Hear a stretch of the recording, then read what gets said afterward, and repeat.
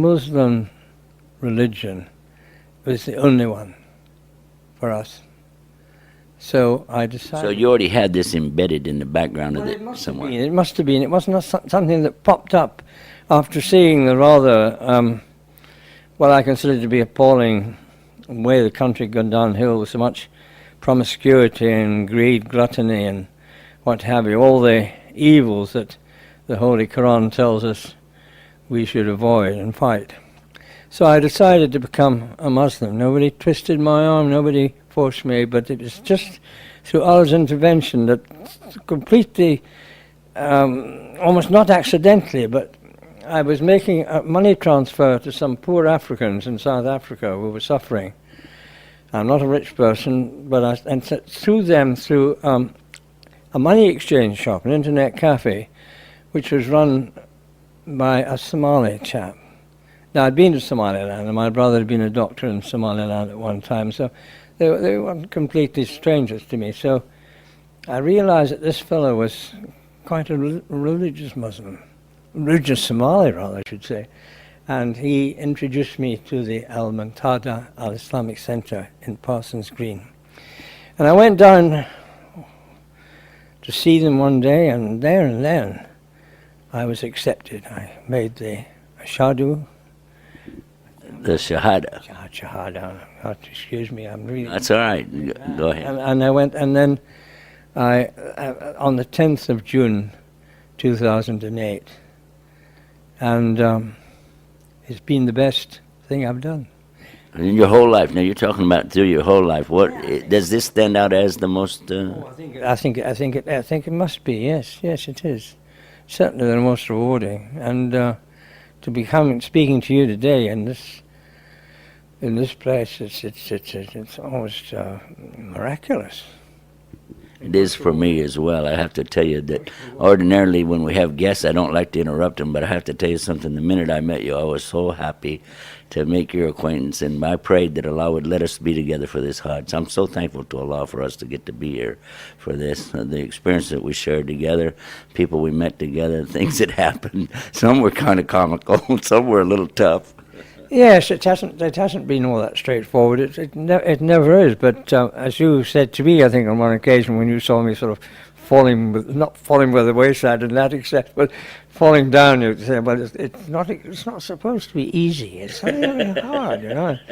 And so I sort of braced my shoulders again and sort of dug into that Scottish toughness, you know, and survived. It was. I'm very, very thankful to you, not only to you, but to all the brothers that have been in your team here. They've looked after me so well. Without the strong arms and shoulders of our brother from Colombia and South Carolina, I don't think I would have made it on the last day, which was very, very crowded. But I managed to get up close, pretty close to the Kaaba, and this I could hardly believe it. I can hardly believe I was there, you know. I'd seen pictures of the Kaaba in the old days in Aden, and it seemed to be a small building in the middle of the desert. And I arrived here, and you know, you can hardly... Oh, it certainly was an experience that I didn't expect, but everything's worked out very well. It's not easy for an 85-year-old person. We don't have to go into the details there. It's not easy, but thanks to you and your team, I've managed to survive. We say thanks to Allah that any of us survived. That is very true. I want to ask you now about the word in Arabic. It's called Tawheed, or monotheism. How important is that? I think it's very important. It's very important to everybody, irrespective of their sort of time in life. But when you get old, it doesn't matter what you've done in the past, you've got to look ahead. What have you got to look ahead to? You've got to look ahead to the afterlife, which Allah has promised us. And to get there, you have to belong to the Muslim faith, follow the advice and the rules, and live the rest of your life in the way that Allah and the Holy Quran instructs you to do. This is easier for a person like myself who's had a belief in God, although it hasn't been shown very much, but has a basic belief in God, it's easy to make this conversion.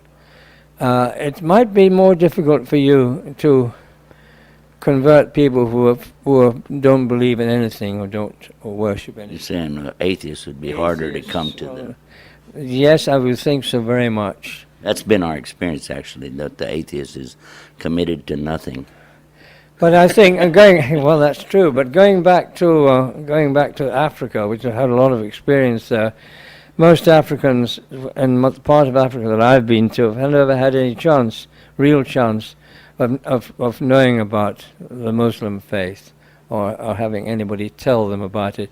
And they're people that I think would welcome some initiatives there, because they have a basic belief in a God. One of the things we spoke about earlier is the ease of understanding, I guess, the beliefs, because it's not difficult to understand there's one God, do what he wants you to do, but to implement it or put it into practice, this is where the difficulty comes. The difficulty comes, of course, it's with an individual. It's I at an age now where they, shall we say, the sins of the flesh are behind me now, and I haven't really been drunk a martini for a few years, and I've never been a gambler.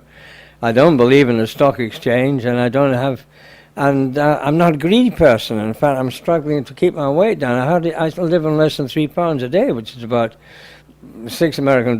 So but it's not everybody can do this. So I appreciate that. It's going to be hard. Maybe not. Some people, it's harder. It's not about giving up a form of religion. It's giving up a form of, I think, worship of the material things. Oh, very much so. The material things, and as we've seen now, I mean, it's all falling apart a bit. But the material things. I mean, you've only got to go to a supermarket in London and see that the people, in medical terminology, stricken with obesity, walking out with trolleys full of liquor and food, enough to feed an army of Africans, for about a month. And this is just the weekend business. And so much waste.